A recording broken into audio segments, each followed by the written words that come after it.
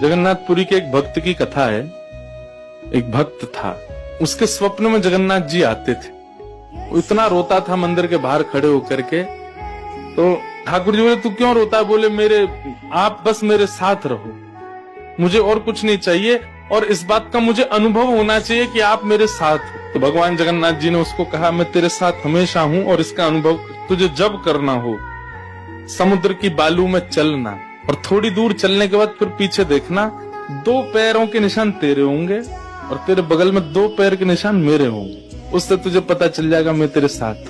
अब तो वो रोज जाता, समुद्र के तट पर चल के देखता, थोड़ी दूर चलता तो 2 पैर के निशान उसके और बगल में छोटे छोटे छोटे चरण भगवान के। इतना प्रसन्न रहता था। लेकिन ये उसके घर में कोई घटना घटी, माता जी का देहावसन हो गया, बहुत कष्ट में आ गया, इतना पीड़ा में आ गया, रोने लगा, बिलखने लगा। अपनी माँ के जाने के भाव से तुरंत दौड़ करके गया। बोले, मैं मन को शांत करने का एक ही तरीका, पता चले जगन्नाथ जी मेरे साथ। अत्यंत पीड़ा में था। जैसे ही समुद्र के तट पर चल रहा था, रो रहा था बहुत तेज तेज।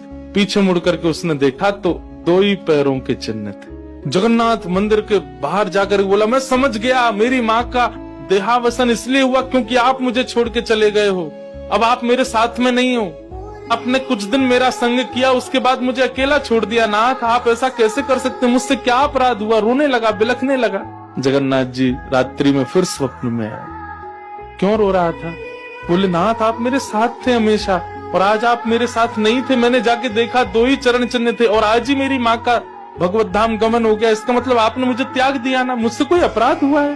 भगवान बोले, नहीं। तो फिर आज आपके चरण चिन्ह क्यों नहीं थे?